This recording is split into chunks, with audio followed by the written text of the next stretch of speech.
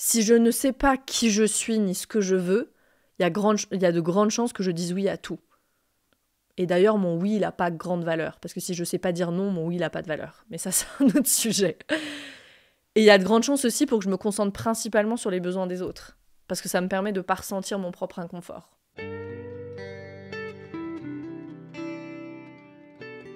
Bienvenue dans Pas de soucis, le podcast pour se libérer de l'anxiété avec Camille Thomas. Je suis Camille et avant d'être coach de santé, j'ai été une grande anxieuse. Je me suis libérée de l'anxiété le jour où j'ai compris que ce n'était pas dans ma tête. Pas de soucis, c'est le podcast pour celles et ceux qui sont fatigués par tout ce qu'ils ont essayé et qui savent qu'ils ont le pouvoir de guérir de l'anxiété naturellement. Alors si tu veux vivre sans anxiété et que tu as l'intuition qu'on ne t'a pas tout dit, ce podcast est pour toi. Je te retrouve tous les lundis pour explorer les pistes qui te permettront d'accéder au calme à l'intérieur de toi. Qu'est-ce que le trauma ? C'est une question vaste et en même temps, il y a des points cruciaux à retenir. Bienvenue dans cet épisode consacré au trauma. On commence avec une citation de Peter Levine dans son livre « Réveiller le tigre ». Et dans cet épisode, je vais lire des extraits de Peter Levine, de Bessel van der Kolk, de Gabor Maté. Parce qu'il y a plein de choses qu'ils disent beaucoup mieux que je ne pourrais jamais les dire. Donc on lira des petits extraits.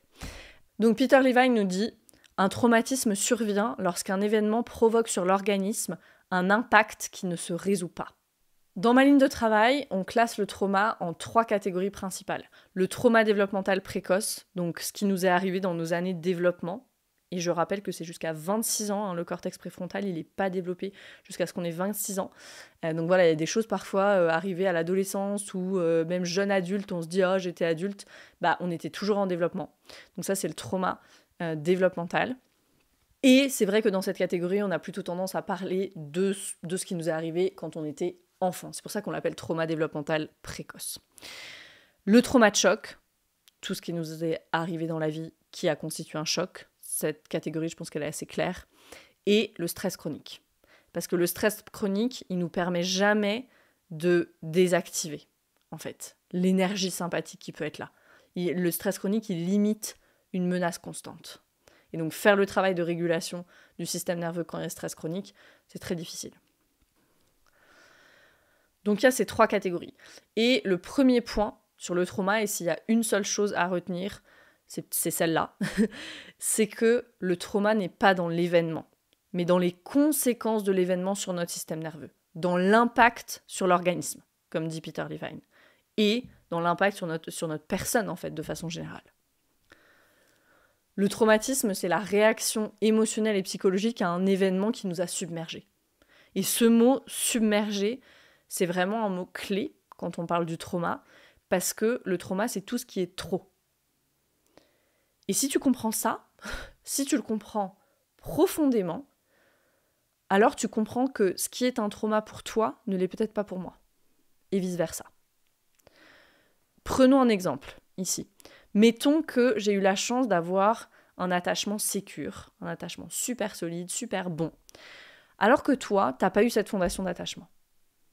C'est purement théorique ici, parce que j'ai pas eu d'attachement sécure. Mais ok. Mettons que tu apprends qu'un de tes groupes d'amis va faire un pique-nique dans un parc et t'as pas été invité. Peut-être que pour toi, ça sera un trauma. Tu vas le vivre comme une trahison, ça va t'envoyer dans une grande tristesse, voire du désespoir. Alors que moi, je vais peut-être juste me dire « Ah, de toute façon, j'avais d'autres plans pour ce week-end.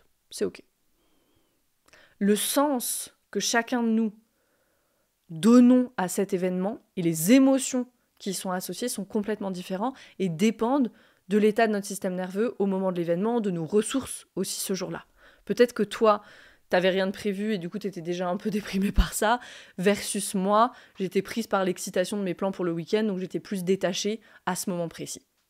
Autre exemple, un accident de voiture. Un accident de voiture sans dommage.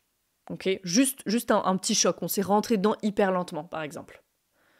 Pourquoi une personne repart et continue sa vie normalement, la personne A, et pourquoi la personne B, elle commence à avoir des insomnies, elle commence à avoir des tensions partout dans le corps, elle se sent irritable. Parce que pour la première personne, c'était complètement dans sa fenêtre de tolérance, autrement dit, sa capacité était grande, tandis que pour l'autre, c'était trop. Donc je vais lire ici un extrait de Réveiller le tigre de Peter Levine qui illustre ça, ce qu'on vient de se dire. Aujourd'hui, nous sommes conscients que tant l'abus sexuel, la maltraitance physique ou psychologique que l'exposition à la violence ou au danger peuvent profondément altérer l'existence. Par contre, on ignore souvent que des faits apparemment bénins peuvent être traumatiques. Les séquelles du traumatisme peuvent être très diverses et cachées.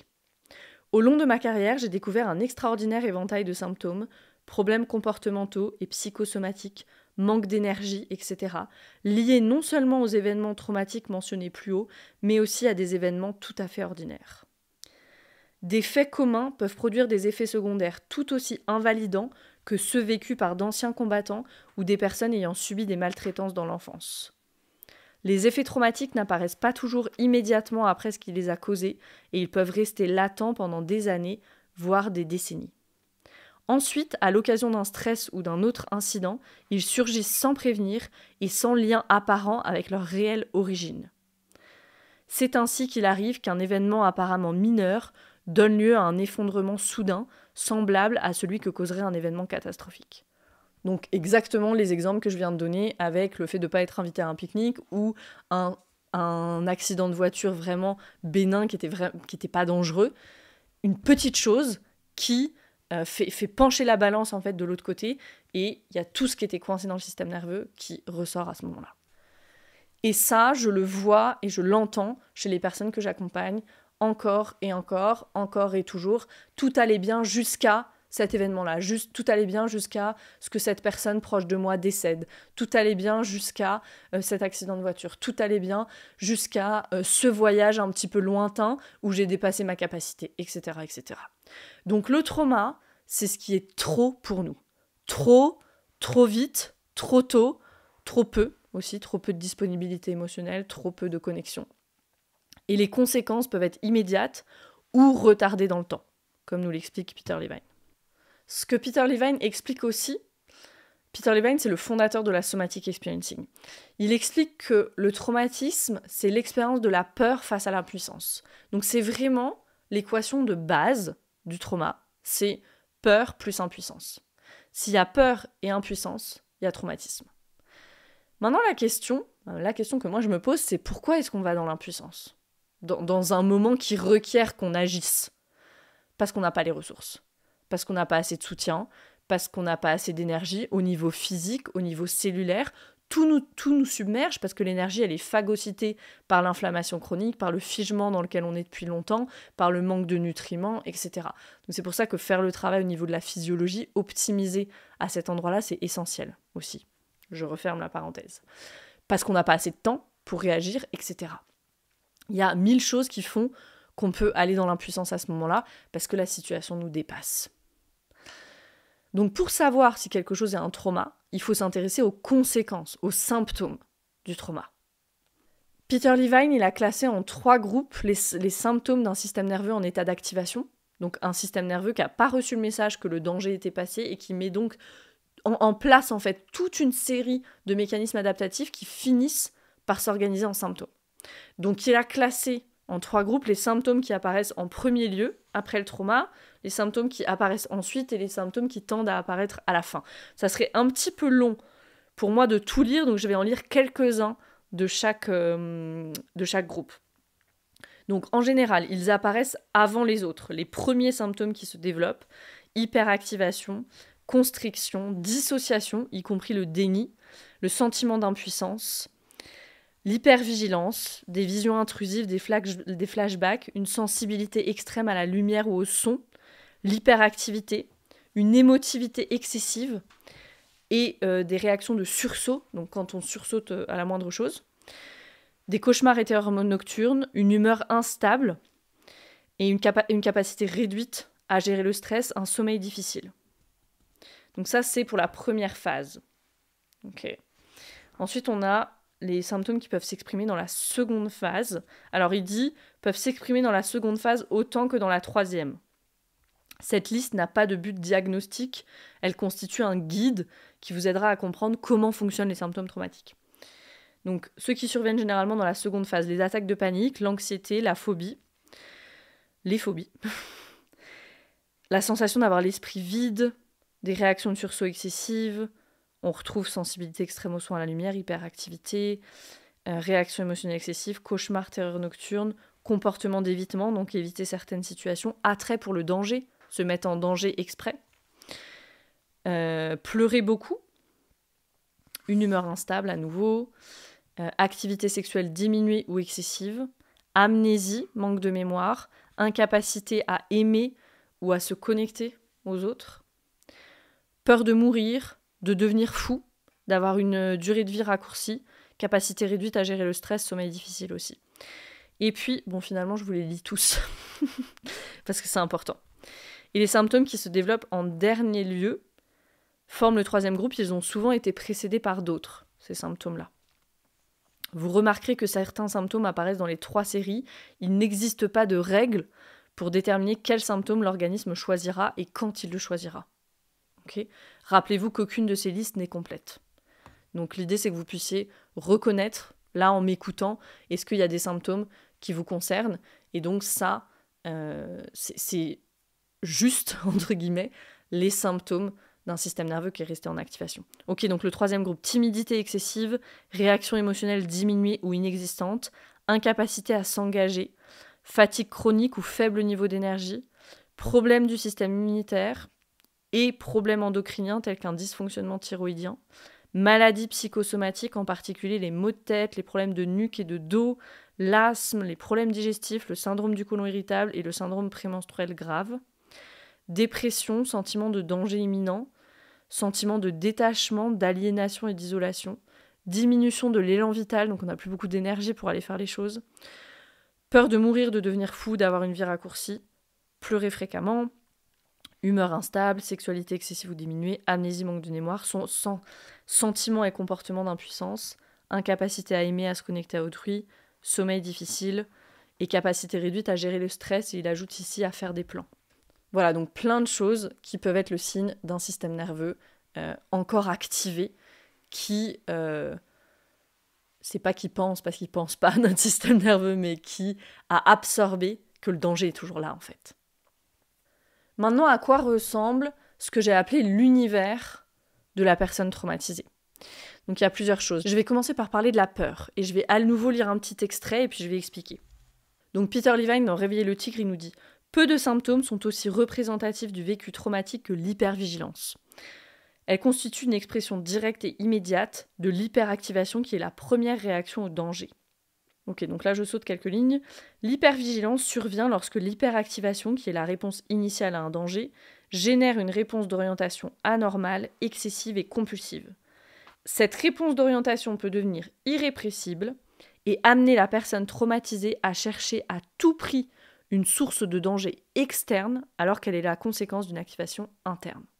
Si cette activation persiste, nous nous retrouvons dans une situation sans issue.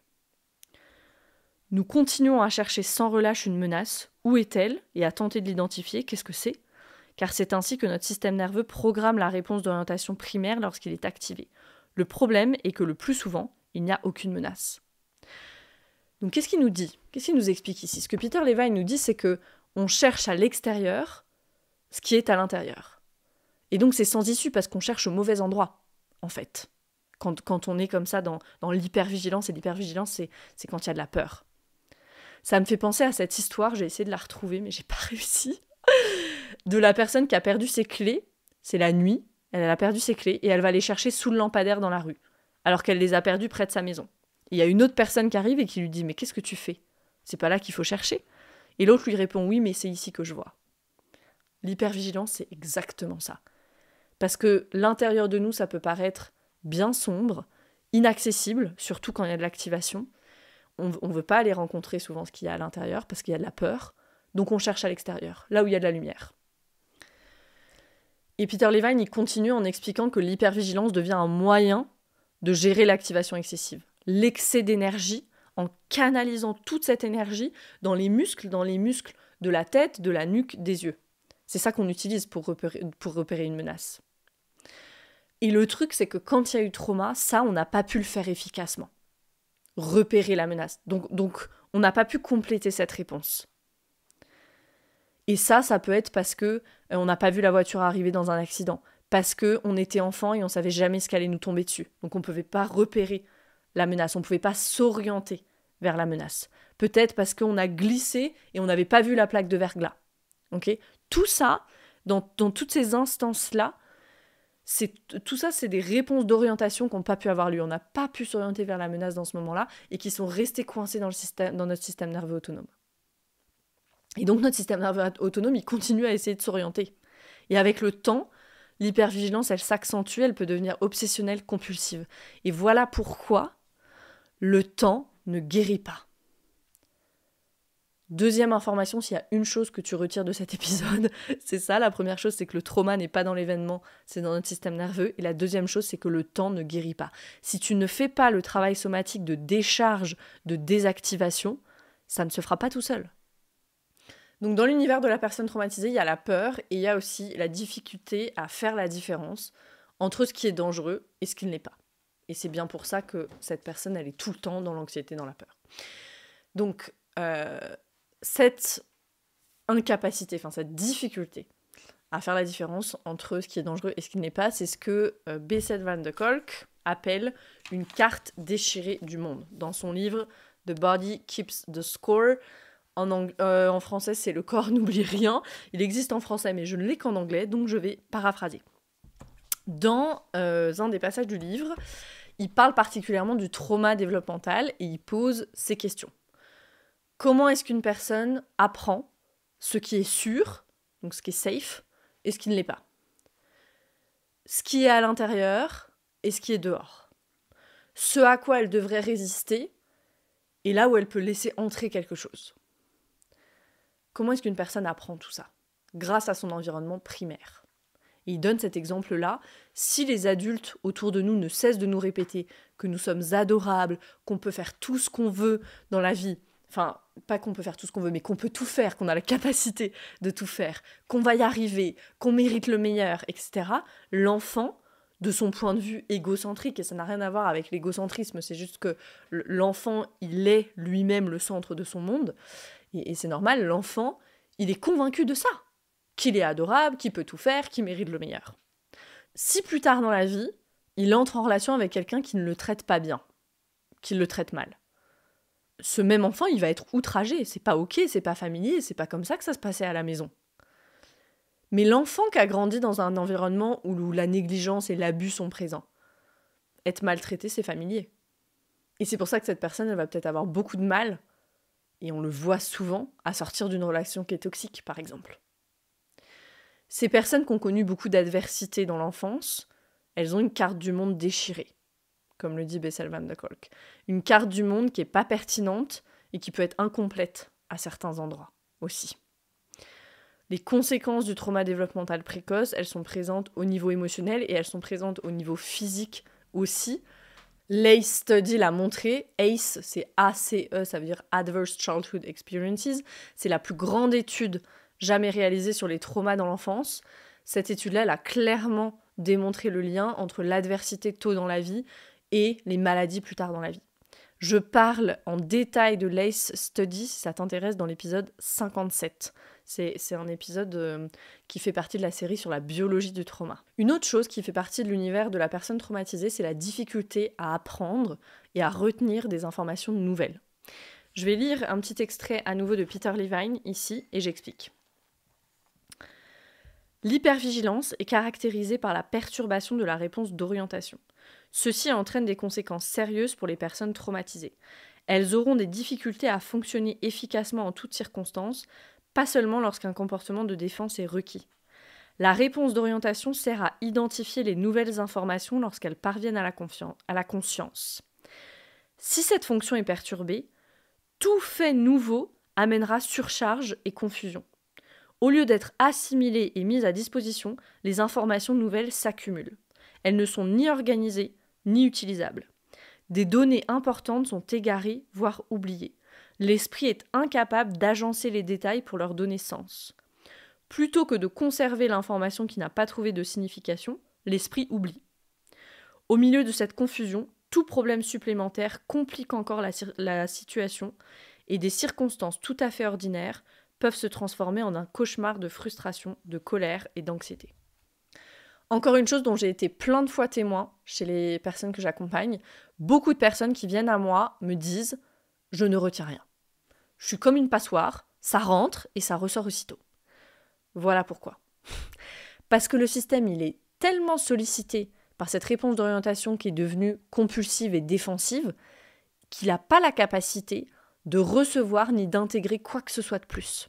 Et donc, encore une fois, notre système, il est très bien fait puisque chaque information nouvelle est trop, et ben elle est aussitôt oubliée.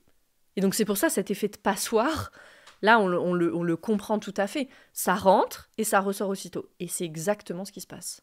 Parce que le système, il est déjà surchargé. Ce qui fait partie aussi de l'univers de la personne traumatisée, c'est l'impuissance. J'en ai parlé tout à l'heure, j'ai dit que le trauma, c'est peur plus impuissance.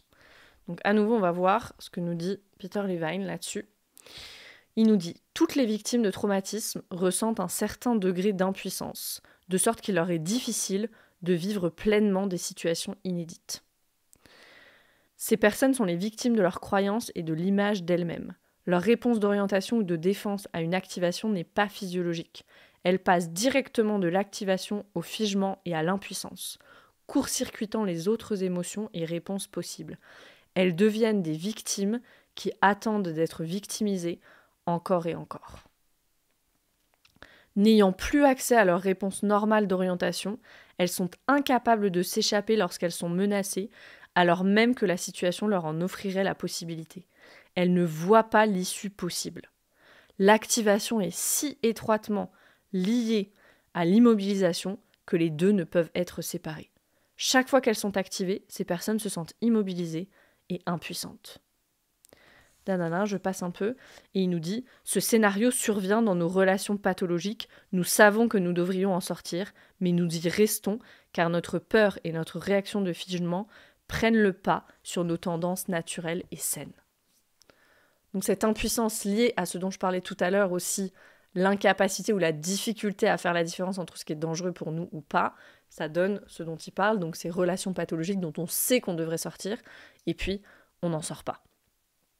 Donc, qu'est-ce qu'il nous dit Peter Levine ? Que pour la personne traumatisée, c'est très fréquent que quand quelque chose est trop, et on se rappelle le point précédent, potentiellement tout est trop, potentiellement toute nouvelle information, toute nouvelle situation constitue déjà un trop.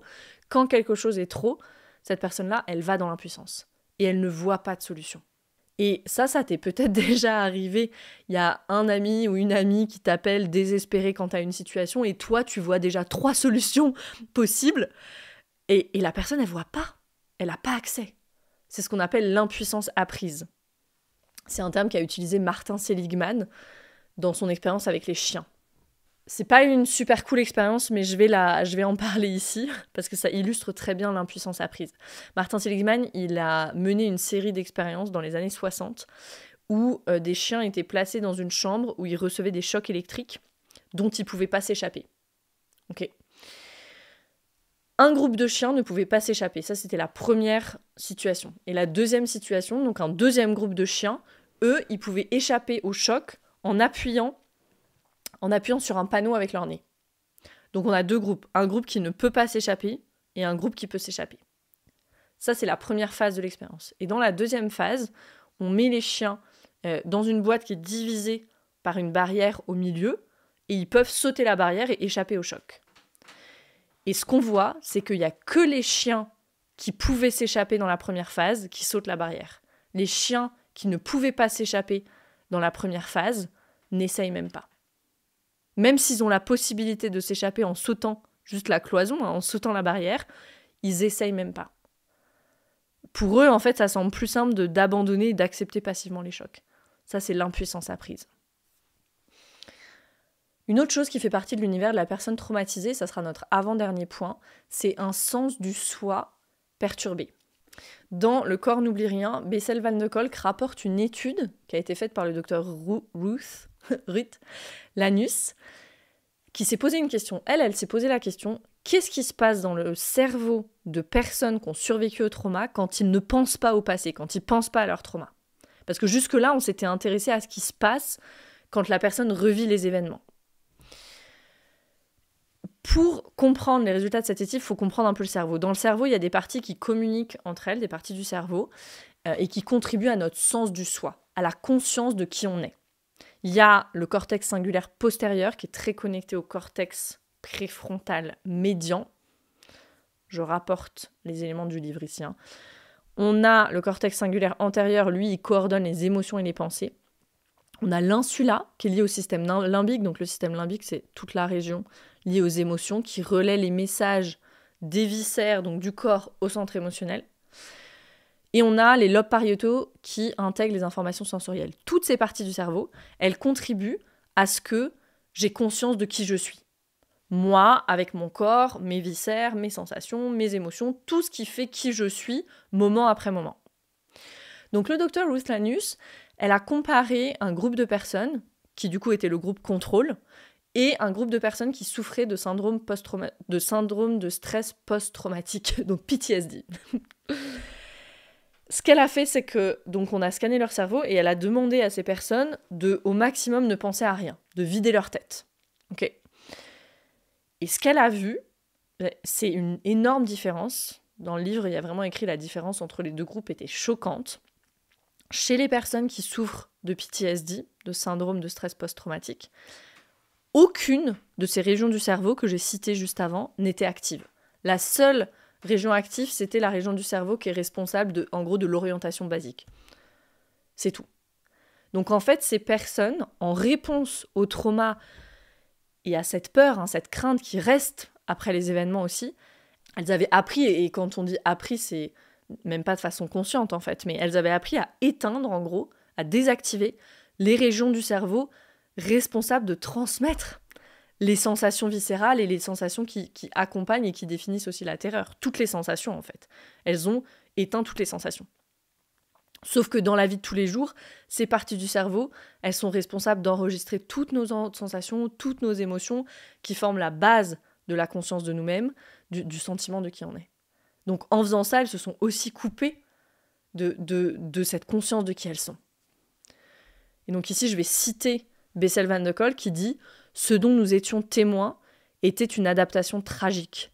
Dans l'effort de supprimer des sensations terrifiantes, ces personnes avaient aussi mis à mort leur capacité de se sentir pleinement vivantes. » Et il ajoute « La disparition de l'activation dans le cortex préfrontal médian pourrait expliquer pourquoi les personnes traumatisées expérimentent une perte de sens dans leur vie aussi. » Donc, quand il y a eu trauma, les personnes, elles savent plus qui elles sont, et elles ont perdu le sens de la vie.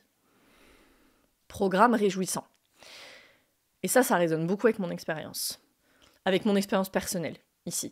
Je me souviens d'épisodes où j'ai pu être plongée dans des questions existentielles et puis vraiment une profonde déprime avec le sentiment que rien n'avait de sens. Et puis au quotidien, une grande difficulté à savoir ce que j'aimais. Alors pas à savoir ce que je voulais, parce que ça c'était très bien dicté, c'était dicté par les goûts de ma mère que j'avais complètement intégrés, par ce qui était bien, ou ce qui était à la mode, ou ce qui était de bon goût, donc je savais très bien ce que je voulais, j'hésitais pas une seconde. Mais si j'avais dû me demander ce que j'aimais vraiment, j'en avais aucune idée. Et quand j'ai commencé à sortir du trauma, ça a été très déroutant pour moi de voir mes goûts qui changeaient, mais pour tout. Les vêtements, la nourriture, les lieux de vie, tout. C'est comme si je m'étais libérée de l'emprise de toutes les choses familiales que j'avais intégrées, de la société, etc. Parce que j'avais enfin accès à moi, ce que j'aimais vraiment. Et ce que j'entends souvent chez les personnes que j'accompagne, c'est qu'elles ont du mal à savoir ce qui leur fait du bien, ce qu'elles aiment, ce qu'elles veulent. Et donc, mon message aujourd'hui, c'est normal, ça. Et quand tu fais le travail sur les traumas et quand tu fais le travail avec ton système nerveux, ça change.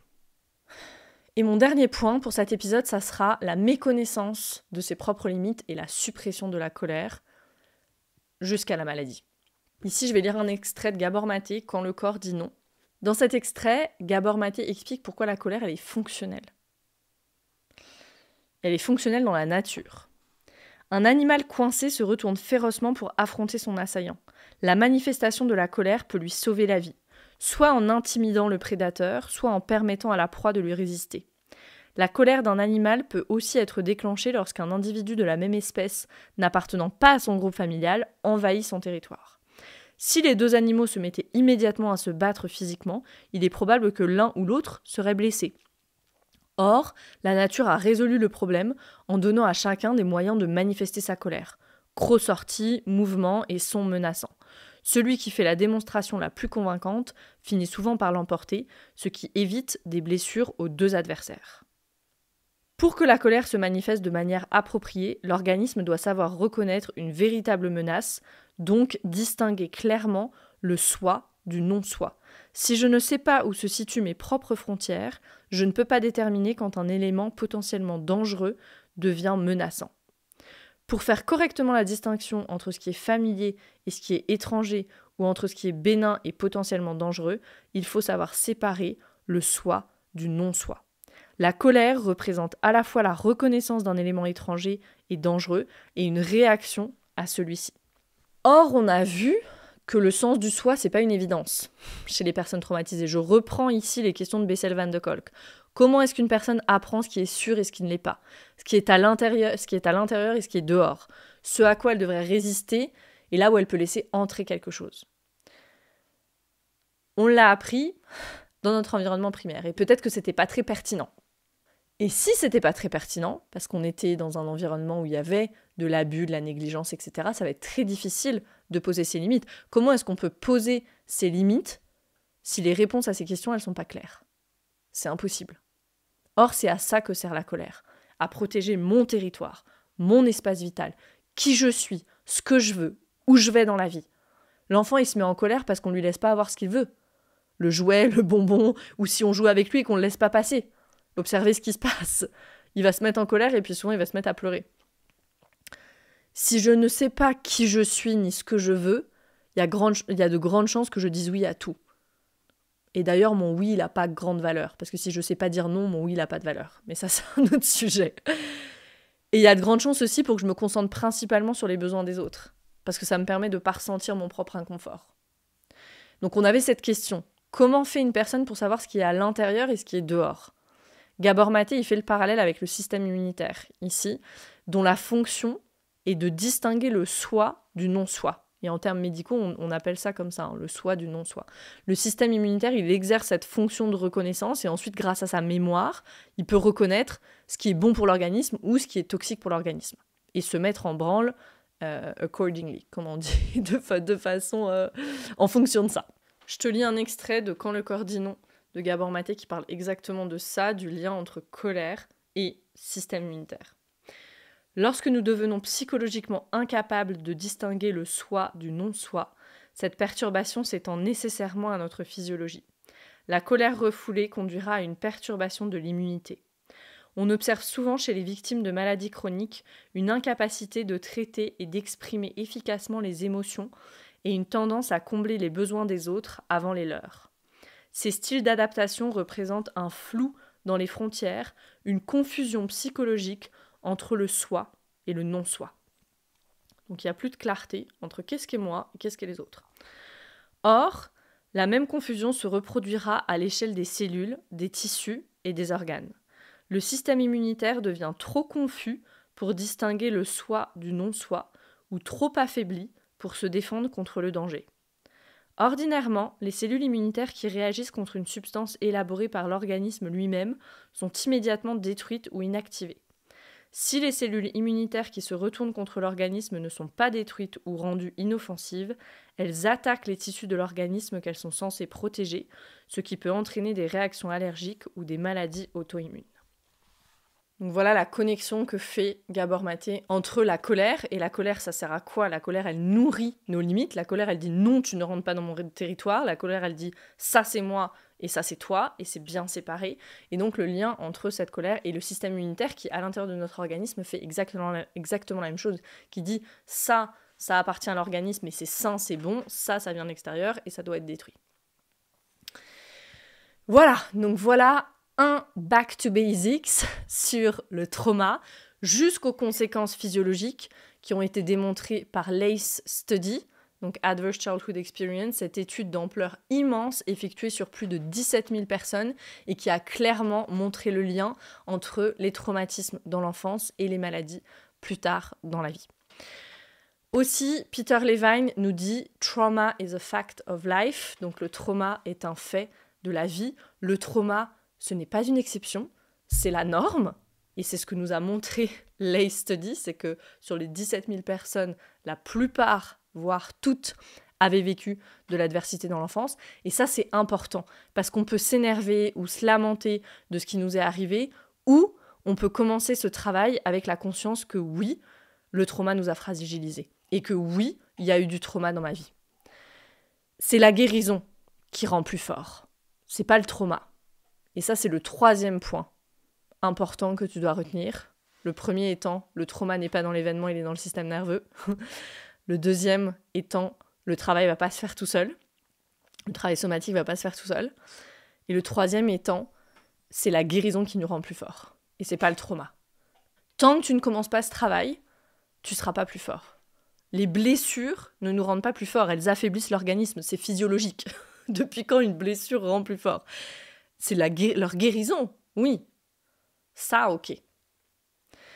Donc j'insiste sur l'importance de commencer ce travail parce que oui, le trauma nous rend plus vulnérables à d'autres traumas plus tard dans la vie, puisque quand il y a trauma, même les plus petites choses deviennent trop.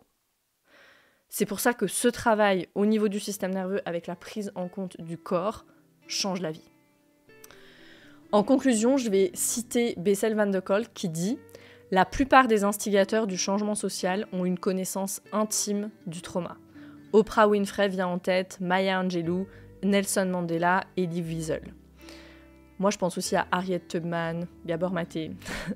Donc, oui, ce que tu as vécu peut devenir ta plus grande force après le travail de guérison. Merci pour ton écoute et à très vite pour notre prochain épisode de la série Back to Basics.